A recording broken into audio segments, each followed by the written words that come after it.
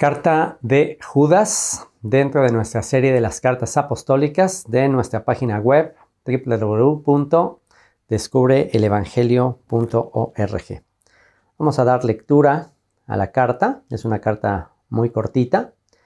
Vamos a leerla y mientras vamos leyéndola vamos a hacer algunas reflexiones panorámicas de la carta.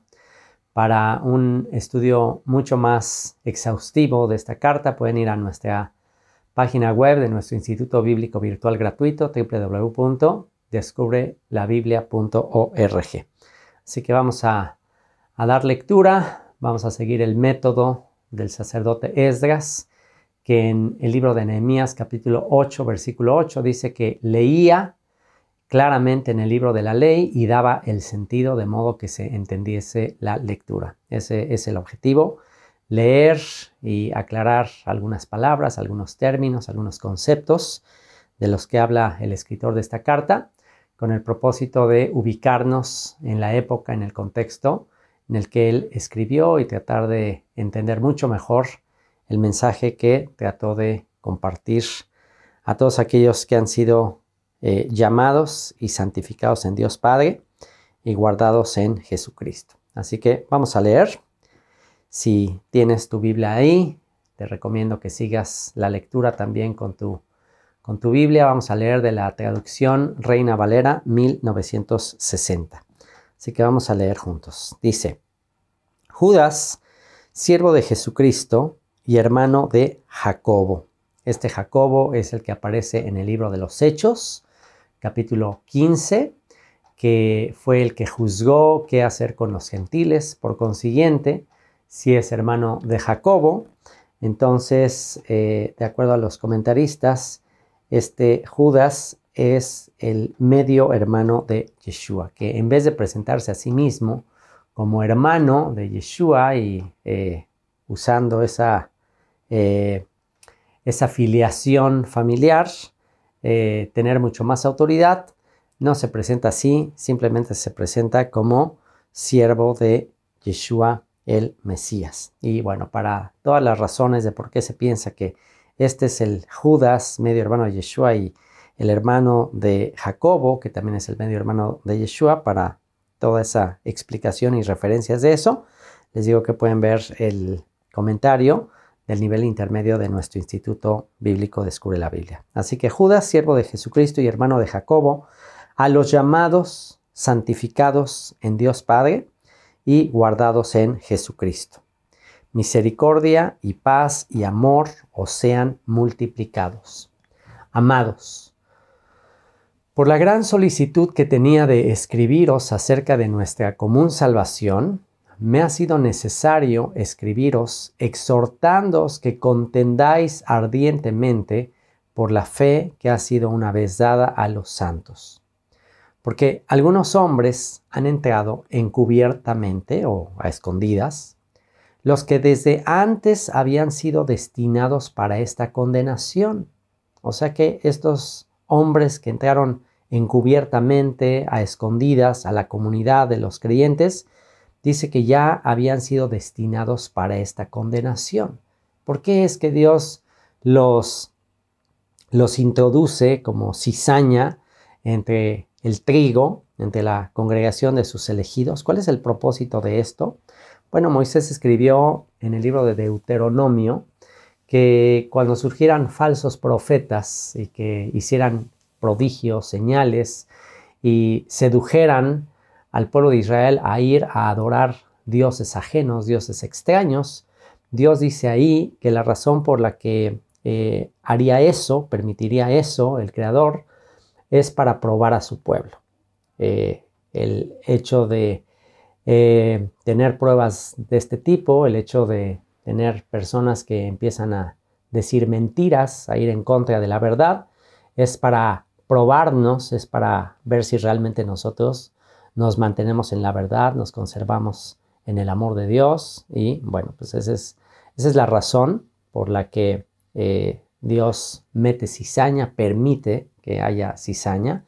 Yeshua contó justamente esa historia de un enemigo que sembró cizaña y le dijo el siervo del del dueño del campo que si cortaban la cizaña, y el dueño del campo le dijo que mejor esperaran hasta el juicio final, donde él enviaría a sus escogidos y cortaría la cizaña y la quemaría en el fuego. Y la razón por la que le dijo que no lo hiciera antes de tiempo es porque la cizaña y el trigo se parecen. La única diferencia es que la cizaña no produce fruto. Así que bueno, esa es la razón por la que Dios destinó a estos hombres para poner a prueba a su pueblo Israel, aquellos que han de vencer de la apostasía, de todos estos engaños. Y dice, porque algunos hombres han entrado encubiertamente, los que desde antes habían sido destinados para esta condenación, hombres impíos que convierten en libertinaje la gracia de nuestro Dios y niegan a Dios, el único soberano, y a nuestro Señor Jesucristo. Así que aquí en el versículo 4 ya nos da la pista de que ambas casas de Israel, y al decir ambas casas de Israel es porque los síntomas de enfermedad, los síntomas de corrupción que se hallan en ambas casas de Israel, la casa de Israel dispersa entre las naciones y la casa de Judá, que se quedó en casa, el hijo pródigo que se fue a una provincia lejana y que al final de los tiempos va a regresar, y el hijo que se quedó en casa, que representa al reino del sur, al reino de la casa de Judá. Aquí en el versículo 4 se nos da una pista profética de la apostasía en la que ambas casas van a caer. Dice que estos hombres impíos, esta cizaña que se introduce entre el pueblo, dice que, bueno, una de las características es que convierte en libertinaje la gracia de nuestro Dios. Y aquí podemos pensar qué parte del cuerpo, qué parte del pueblo convierte en libertinaje la gracia de nuestro Dios. ¿Qué parte del cuerpo promueve la gracia y promueve que por cuanto estamos en la gracia ya podemos ser libres de la ley y ya no hay que estar cumpliendo los mandamientos, que esos ya están arcaicos, que esos ya pasaron, que esos ya son del Antiguo Testamento? Bueno, pues ahí está claramente una pista profética de lo que haría una casa de Israel. La casa de Israel, que está asimilada en el ámbito cristiano, dice que por un liderazgo falso, por un liderazgo de hombres impíos, hombres en contra. ¿Qué es una persona impía? Un impío es alguien en contra de la ley. Aquí la palabra impío viene de la palabra asebes, que tiene que ver con alguien que va en contra de la ley, que va en contra de la palabra de Dios, de las leyes divinas. Y bueno, pues estos hombres que se oponen a la ley de Dios, que se oponen a los mandamientos de Dios, su método de engañar es convirtiendo en libertinaje la gracia de nuestro Dios, diciendo que como ya estamos en la gracia, pues ya estás fuera de la ley, ya estás libre de la ley, ya no tienes que estar cumpliendo la ley. Entonces eso es el pecado, esa es la apostasía de una de las casas de Israel. El pecado de la otra casa de Israel, del reino del sur, y porque las características, las similitudes son obvias, y niegan al Dios, el único soberano, y a nuestro Señor Jesucristo. Así que la otra casa negando a Jesucristo. Y continúa en el verso 5, dice, mas quiero recordaros, ya que una vez lo habéis sabido, que el Señor, habiendo salvado al pueblo, sacándolo de Egipto, y bueno, justamente en el momento que estoy grabando esto, y mirando al Monte de los Olivos, justamente ahorita se escuchó un trueno por ahí, y bueno, pues yo lo alcancé a escuchar, y dice, mas quiero recordaros, ya que una vez lo habéis sabido, que el Señor, habiendo salvado al pueblo, sacándolo de Egipto, después destruyó a los que no creyeron, y a los ángeles que no guardaron su dignidad, sino que abandonaron su propia morada, los ha guardado bajo oscuridad, en prisiones eternas, para el juicio del gran día, como Sodoma y Gomorra y las ciudades vecinas, las cuales de la misma manera que aquellos, habiendo fornicado e ido en pos de vicios contra naturaleza, fueron puestas, por ejemplo, sufriendo el castigo del fuego eterno. No obstante, de la misma manera, también estos soñadores mancillan la carne o manchan la carne o contaminan la carne. Rechazan la autoridad y blasfeman de las potestades superiores. Pero cuando el arcángel Miguel contendía con el diablo, disputando con él por el cuerpo de Moisés, no se atrevió a proferir juicio de maldición contra él, sino que dijo: el Señor te reprenda. Pero estos blasfeman de cuantas cosas no conocen, y en las que por naturaleza conocen, se corrompen como animales irracionales. ¡Ay de ellos! Porque han seguido el camino de Caín y se lanzaron por lucro en el error de Balaam y perecieron en la contradicción de Coré. Y bueno, ¿cuál fue el liderazgo de Coré? ¿Qué es lo que trató de hacer Coré? Justamente ir en contra de Moisés. Decir que ya no tenían que seguir a Moisés, que ya mejor lo siguieran a él. Y bueno, ese fue exactamente la contradicción de Coré.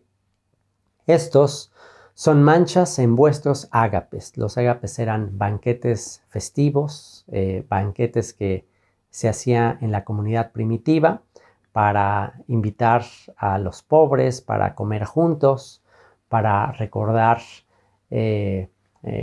las festividades, para recordar la cena de nuestro Señor Yeshua en la época de la Pascua. Dice: estos son manchas en vuestros ágapes, que comiendo impúdicamente con vosotros, se apacientan a sí mismos. Nubes sin agua, o sea, prometen tener agua, pero en realidad no llevan agua, el agua como símbolo de la palabra de Dios, muchas promesas, mucha motivación, pero nada de palabra. Nubes sin agua, llevadas de acá para allá por los vientos, árboles otoñales sin fruto, 2 veces muertos y desarraigados, fieras ondas del mar que espuman su propia vergüenza, estrellas errantes para las cuales está reservada eternamente la oscuridad de las tinieblas. De estos también profetizó Enoc, séptimo desde Adán, diciendo: he aquí vino el Señor con sus santas decenas de millares, para hacer juicio contra todos y dejar convictos a todos los impíos de todas sus obras impías que han hecho impíamente y de todas las cosas duras que los pecadores impíos han hablado contra él. Estos son murmuradores, querellosos, y esta palabra querellosos puede también traducirse como descontentos o que no están contentos con lo que tienen. Siempre quieren más y siempre quieren más. Y dice que andan según sus propios deseos, cuya boca habla cosas infladas, adulando a las personas para sacar provecho. Pero vosotros, amados, tened memoria de las palabras que antes fueron dichas por los apóstoles de nuestro Señor Jesucristo, los que os decían: en el postrer tiempo habrá burladores que andarán según sus malvados deseos. Estos son los que causan divisiones, los sensuales, o los que hacen énfasis en las sensaciones, en sentir algo, en sentir bonito. Estos son los que causan divisiones, los que tienen ese énfasis de que tienes que sentir, tienes que tener sensaciones. Todo el propósito de buscar a Dios es para sentir bonito, que no tienen al Espíritu, porque el Espíritu a lo que nos lleva es a someternos a los mandamientos de Dios. Pero vosotros, amados, edificando sobre vuestra santísima fe, orando en el Espíritu Santo, conservaos en el amor de Dios. Este es el tema central de esta carta. Este es el título que le vamos a poner: conservaos en el amor de Dios. Conservémonos en el amor de Dios, esperando la misericordia de nuestro Señor Jesucristo para vida eterna. A algunos que dudan, convencedlos; a otros salvad, arrebatándolos del fuego; y de otros tener misericordia con temor, aborreciendo aún la ropa contaminada por su carne.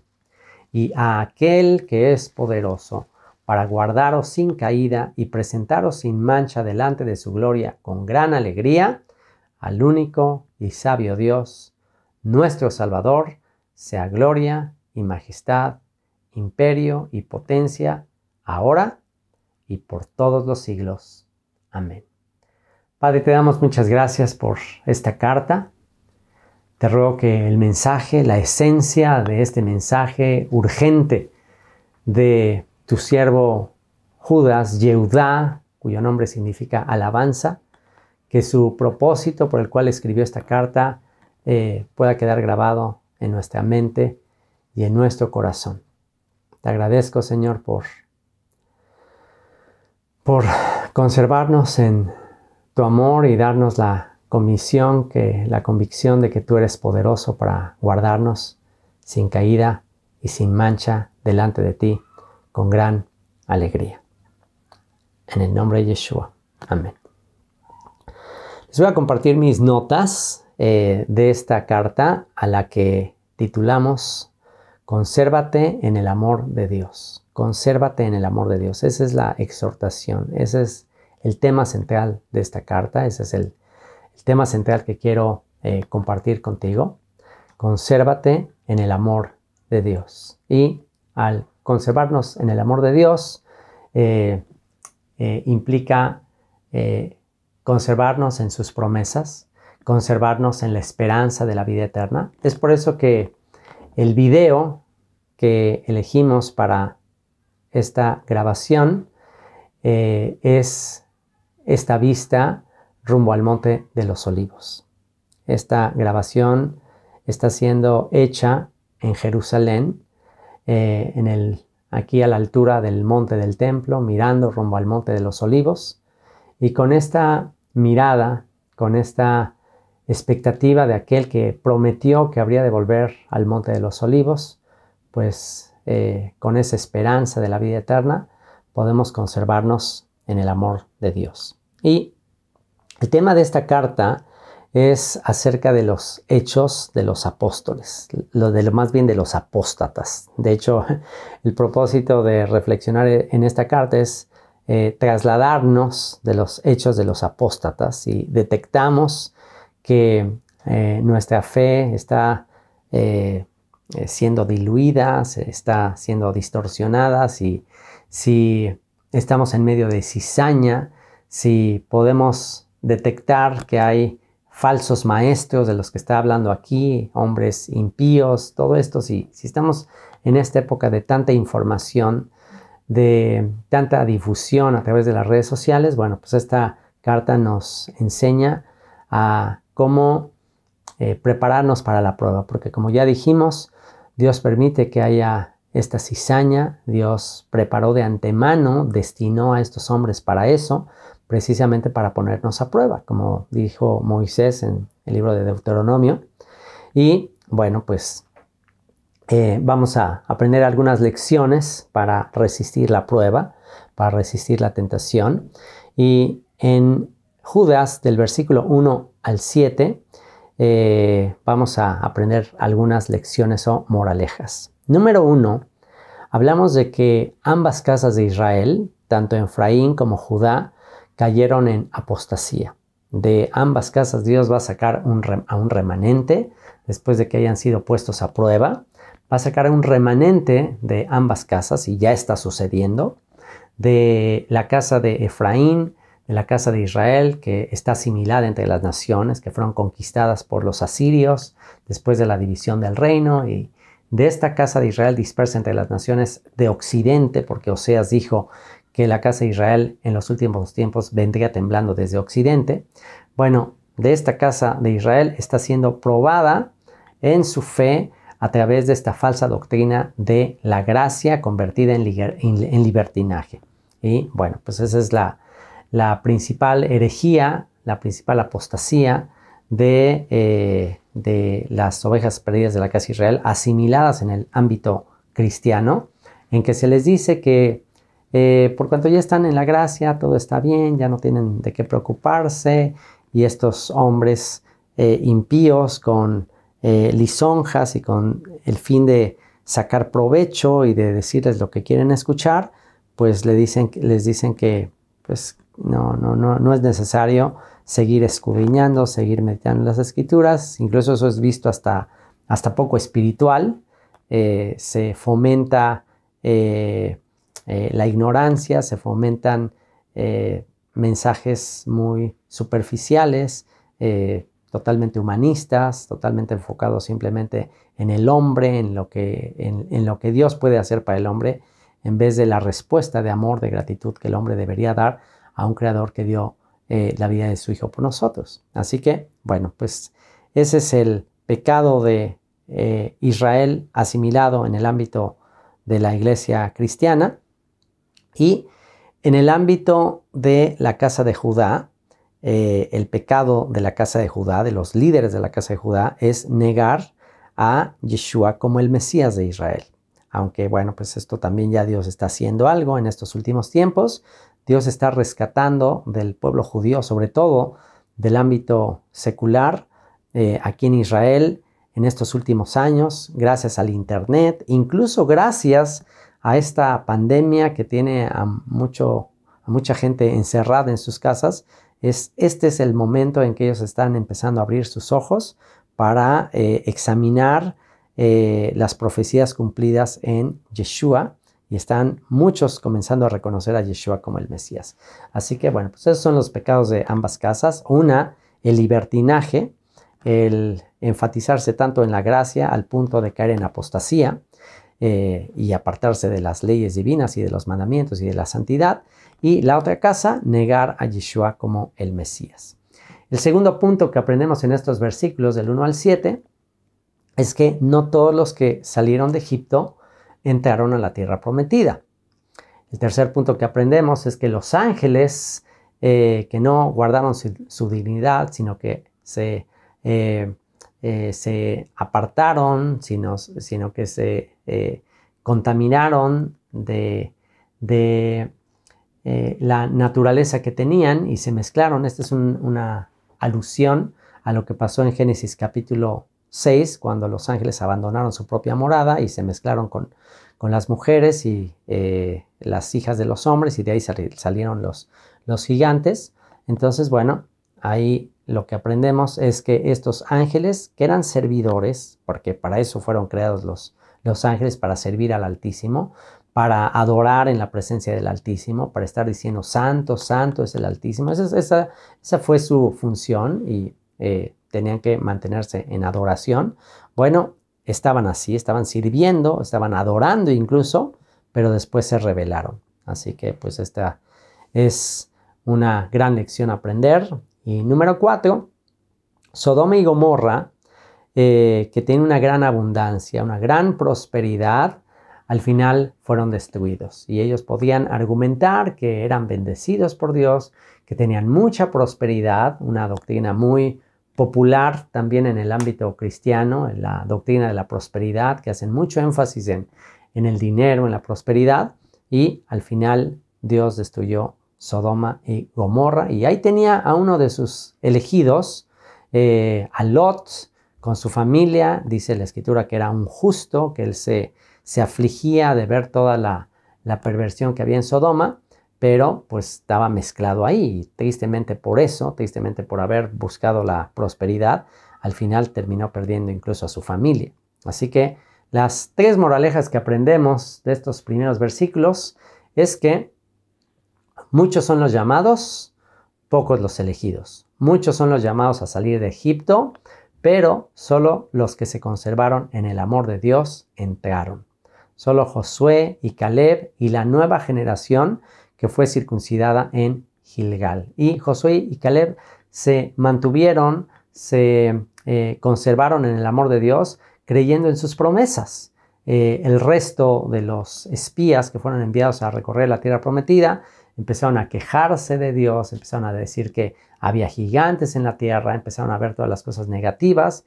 En vez de poner su mirada en el amor de Dios, en las promesas de Dios, pues cayeron en pesimismo, infectaron al resto de la generación que salió de Egipto, y solamente Josué y Caleb, que tuvieron otro espíritu, tuvieron otra actitud, confiaron en el amor de Dios, confiaron en sus promesas, y la nueva generación, que eran pequeños y que fueron instruidos, después fueron los que entraron a la tierra prometida. La segunda lección con respecto a los ángeles es que no todos los que le adoran y le sirven serán salvos. Mateo capítulo 7, Yeshua dijo en su Sermón del Monte, no todo el que me dice Señor, Señor, entrará al reino de los cielos, sino aquel que hace la voluntad de mi Padre que está en los cielos. Muchos me dirán en aquel día, Señor, ¿no profetizamos en tu nombre? Y en tu nombre hicimos milagros y echamos fuera demonios. Y dice que yo les diré, que Yeshua les dirá, nunca os conocí, apartaos de mí, hacedores de maldad. Y esa palabra maldad es la palabra anomía, que implica transgresores de la Torah, transgresores de mis mandamientos. Así que estaban estos ángeles en un principio adorando a Dios. El mismo Lucifer estaba ahí, tenía acceso al trono, era uno de los servidores, era uno de los adoradores, pero pues al final será echado al lago de fuego. Entonces es una advertencia para conservarnos en el amor de Dios. Y número 3, Sodoma y Gomorra, que representa todo ese énfasis en el business, en la prosperidad, en pensar que por tener prosperidad económica estamos siendo bendecidos, y no necesariamente. A veces la prosperidad económica puede ser un tropiezo, puede ser un obstáculo. Por eso está escrito, Señor, no me des pobreza ni riqueza. No me des riqueza para no apartarme de ti, para no olvidarme de ti, para que no me independice de ti, ya que pues cuando se nos dé el pan necesario, como Él dice, pues cada día estamos dependiendo de Él. Así que no me des pobreza ni riqueza, riqueza para no olvidarme de ti y pobreza para no blasfemar, para no estarme quejando. Dame el pan necesario, el pan de cada día, dánoslo hoy. Así que tercera lección, no te jactes de las riquezas, de la prosperidad. No te jactes de eso, porque eso puede ser un tropiezo, eso puede ser un obstáculo para mantenernos en dependencia de Él. Y de los versículos 8 al 16 vamos a aprender 3 razones sutiles para apartarnos de la fe o caer en apostasía, como es el tema de esta carta, los hechos de los apóstatas. 3 razones sutiles para caer en los hechos de los apóstatas. Número 1, estos soñadores. Menciona que son soñadores. Hacen mucho énfasis en sus visiones, en sus sueños, en sus experiencias sobrenaturales, en su imaginación.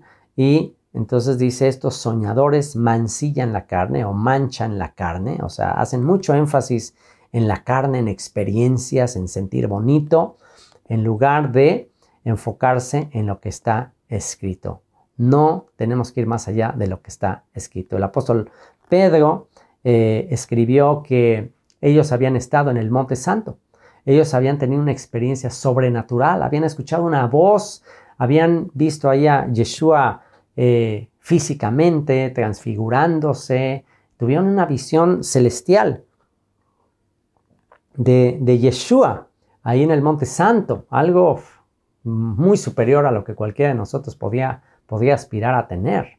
Pero dice, pero también tenemos la palabra profética más segura, a la cual hacemos bien en estar atentos hasta que el día se aclare, se esclarezca y el lucero de la mañana aparezca, resplandezca en nuestros corazones. O sea, qué bendición las visiones, qué bendición los milagros, qué bendición las señales, pero no podemos basar toda nuestra fe, toda nuestra experiencia en esto, porque también está escrito que en los posteriores tiempos habría falsos profetas, falsos maestros y harían señales y prodigios de tal manera que podrían engañar, si fuese posible, a los escogidos. Entonces tenemos que tener mucho cuidado en no basar nuestra fe en nuestros sueños, en nuestras imaginaciones, en nuestras experiencias, por muy sobrenaturales que sean.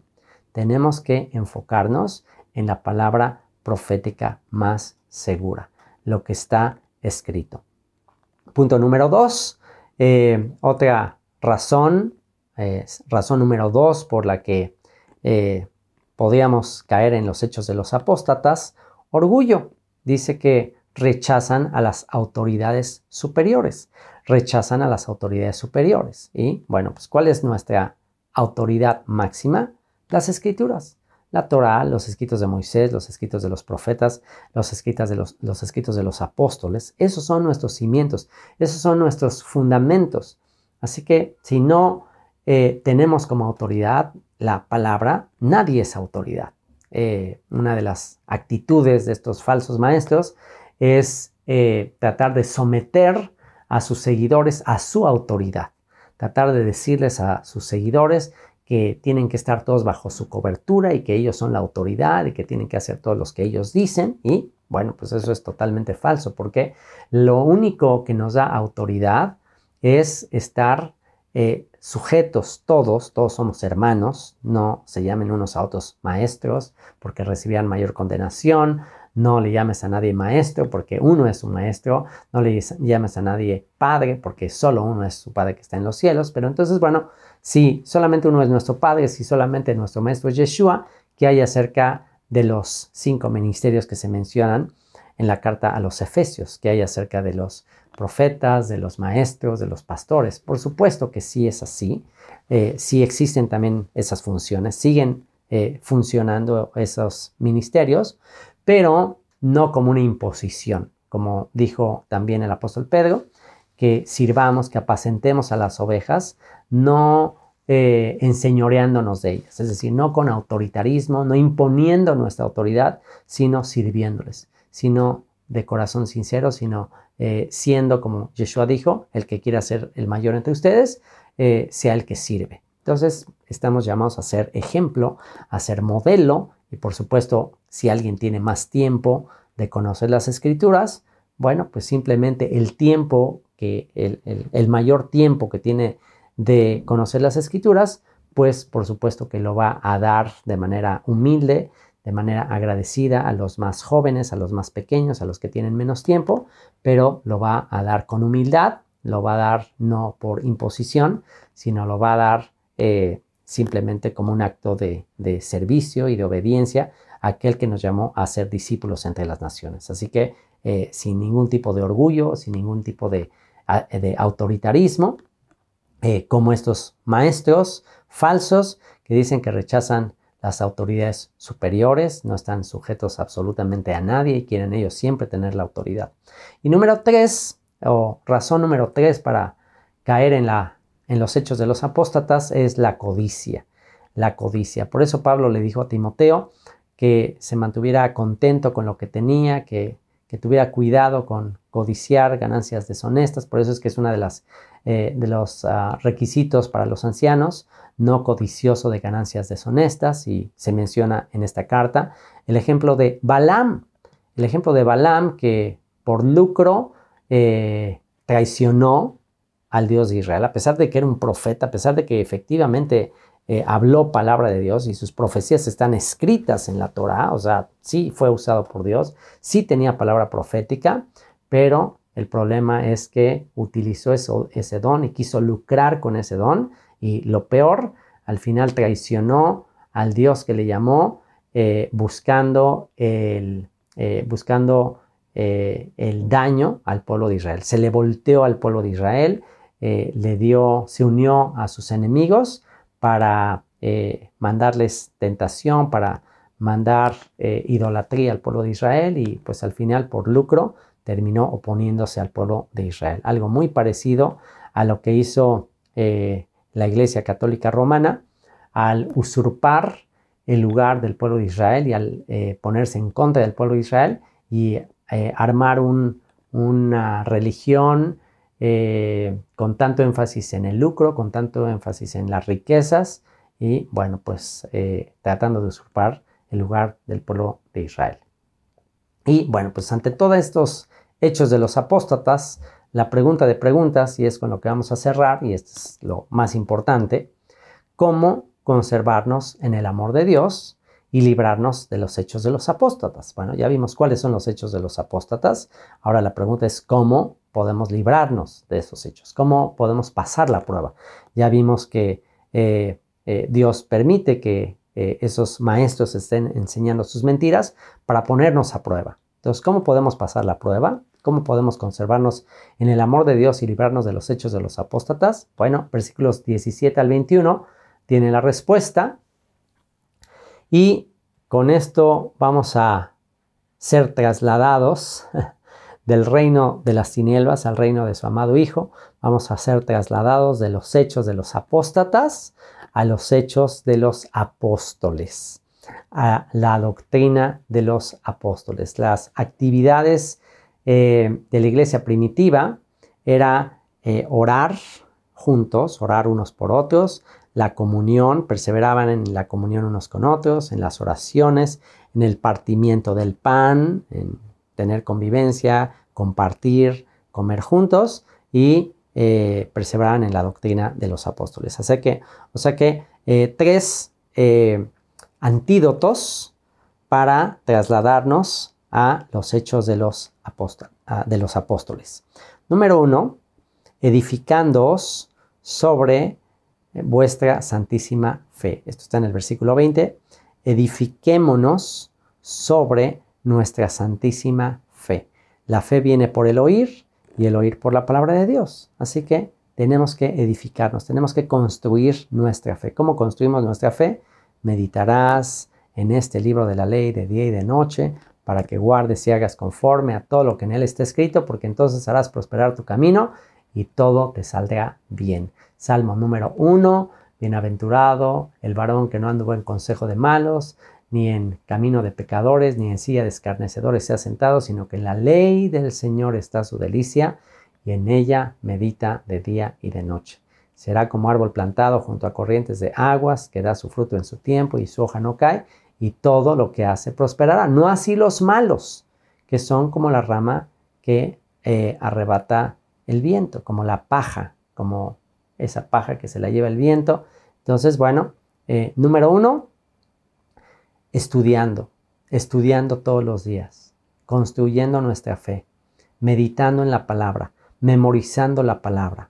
Eso es escuchando comentarios. Por eso todos los días yo tengo como tarea estudiar y grabar algo. Todo el tiempo yo estoy edificando mi fe, todo el tiempo yo estoy estudiando, pero de nada me serviría nada más estudiar yo si me lo quedo yo, si me lo guardo yo.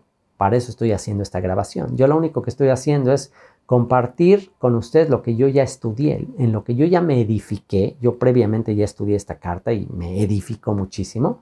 Y bueno, pues ahora lo comparto con ustedes y de esa manera nos edificamos unos a otros, edificándonos sobre nuestra santísima fe. Número 2, orando en el Espíritu Santo. Orando en el Espíritu Santo. ¿Qué significa orar en el Espíritu Santo? Orar en el Espíritu Santo es no orar nuestras propias palabras. No orar nuestras propias palabras. Orar las palabras que Él nos da. ¿Y cuáles son las palabras que Él nos da? Lo que está escrito. Orar sus promesas. Orar lo que está escrito. No estar yo ahí alucinando, pidiendo mal. Santiago dijo, piden y no reciben porque piden mal. Piden para gastar en sus propios deleites. Entonces no voy a pedir conforme a mi voluntad, no se haga mi voluntad, sino la tuya. Eso significa orar en el Espíritu Santo. Por eso necesitamos memorizar la palabra.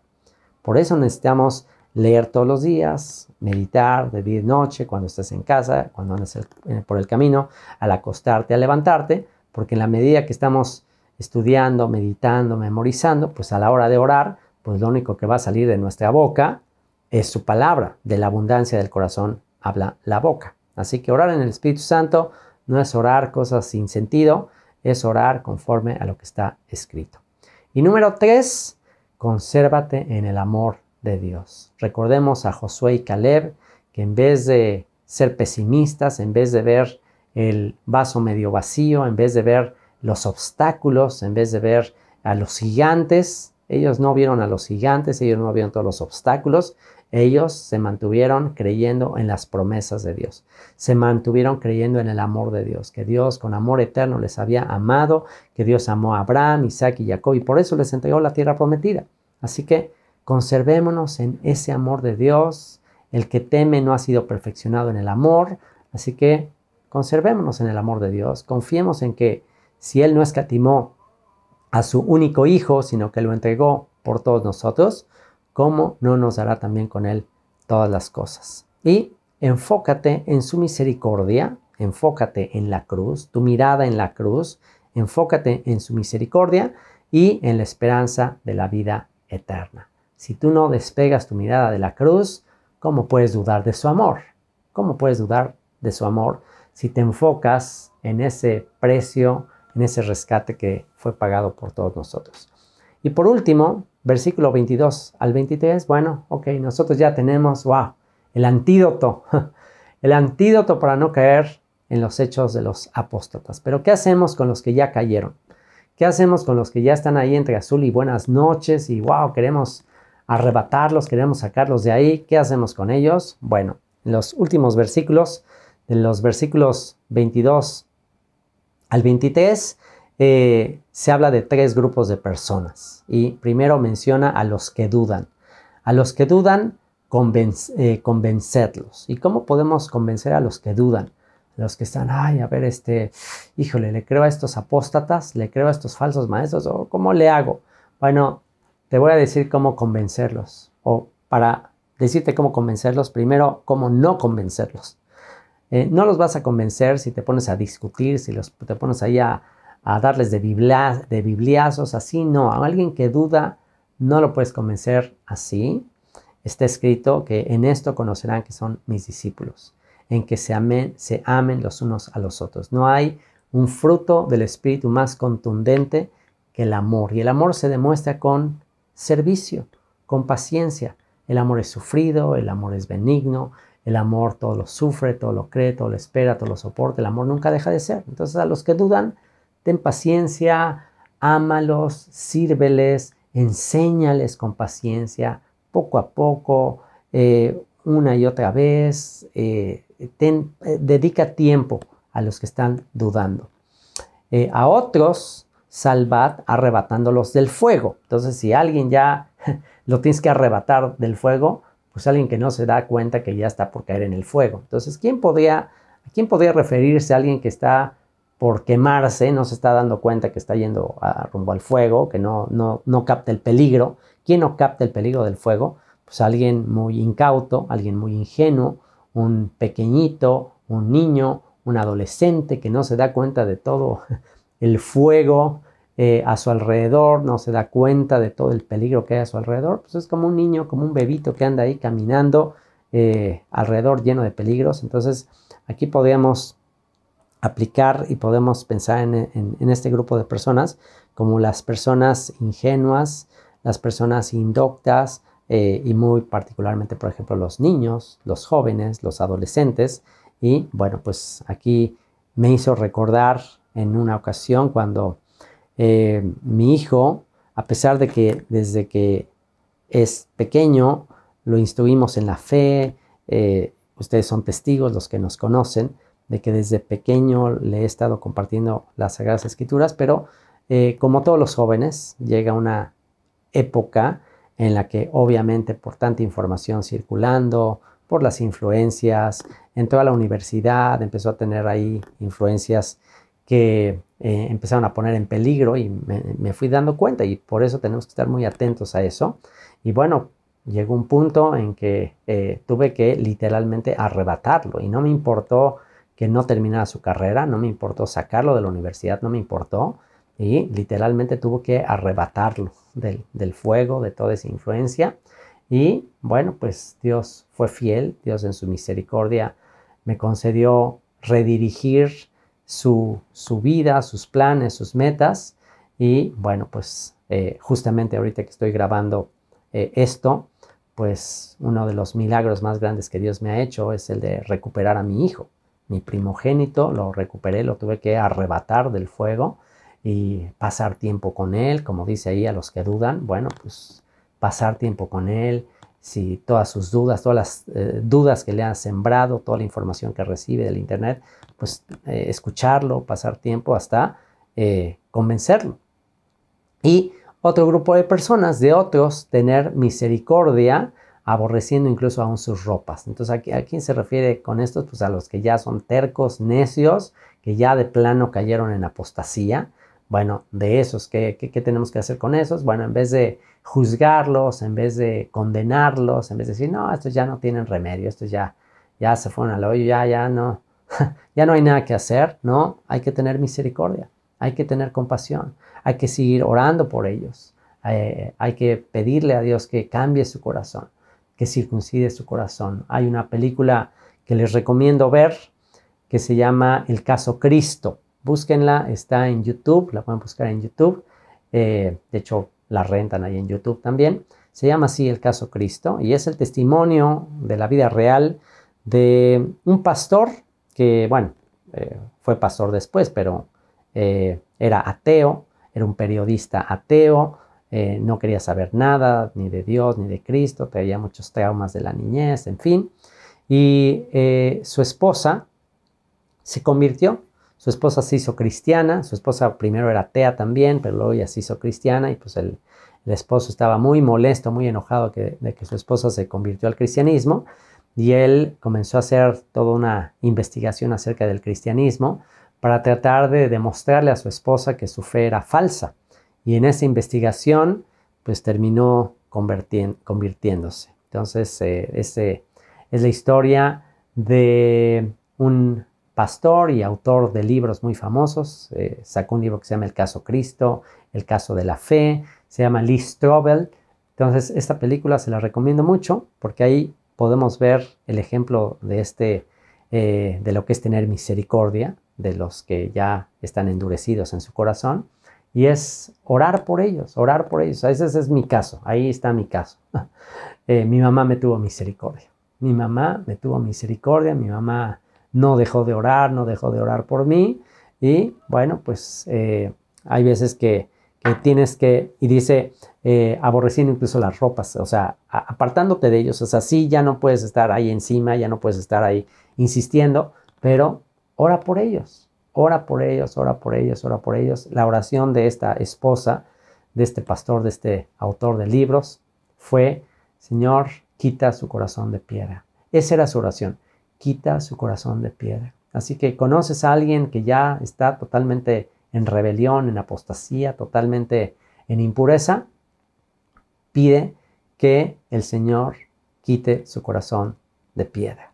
Así que esos son los 3 consejos para estos 3 grupos de personas, a los que dudan, a los otros que son incautos, niños, palomas incautas y de los que ya están endurecidos.